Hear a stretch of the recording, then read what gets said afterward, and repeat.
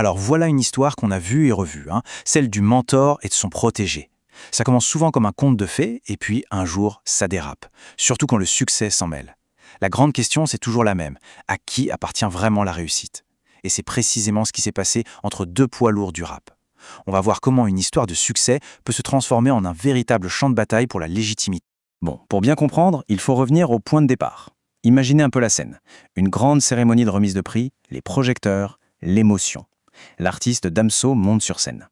Et là, au lieu d'un simple discours de remerciement, il décide de raconter son histoire, son point de départ à lui.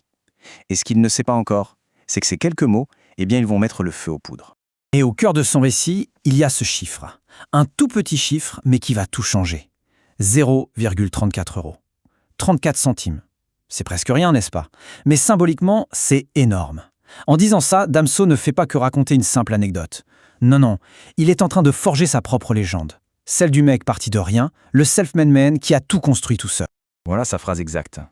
Quand il dit ça, il crée un lien direct, très puissant, entre ces fameux 34 centimes et le prix qu'il tient dans ses mains, 10 ans plus tard. Ça dépasse complètement la simple question de l'argent.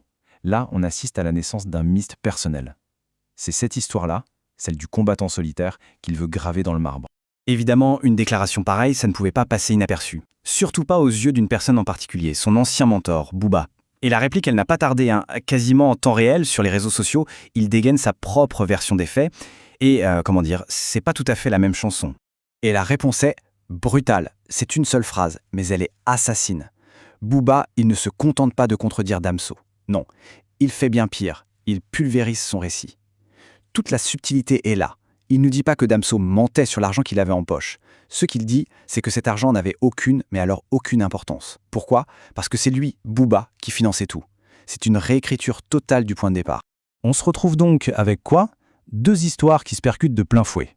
D'un côté, le mythe de l'artiste qui s'est fait tout seul, de l'autre, la réalité froide de l'industrie où le succès est aussi une affaire d'investissement. La vraie question au fond n'est plus de savoir si Damso a du talent, ça c'est une évidence, la question c'est comment a-t-il réussi? Est-ce que c'est par sa seule persévérance ou grâce au tremplin financier qu'on lui a offert? Mais en fait, si on prend un peu de hauteur, on se rend compte que ce clash, il dépasse largement le cas de Damso et Booba. Il met en lumière une tension fondamentale dans tout le monde de la création. C'est cette relation complexe, éternelle, entre le mentor qui offre une chance et l'artiste qui, un jour, revendique sa propre histoire. D'ailleurs, c'est quoi un mentor au juste? Un mentor, c'est un guide. Il accompagne, il transmet son savoir. Ce n'est pas un propriétaire.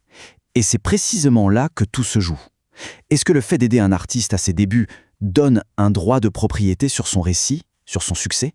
Est-ce que ce soutien initial se transforme en une chaîne de loyauté à vie? Et c'est là tout le paradoxe de cette relation. Bien sûr, la reconnaissance est essentielle, mais il y a aussi le droit à l'émancipation, le droit de s'approprier son propre parcours. Le succès de l'élève devrait être la plus grande victoire du maître. Sauf que ce succès, il appartient à l'élève et à personne d'autre. Au fond, derrière les clashs et les égos, la vraie question qui reste en suspens, c'est peut-être la plus dérangeante. Où s'arrête le soutien et où commence la dette?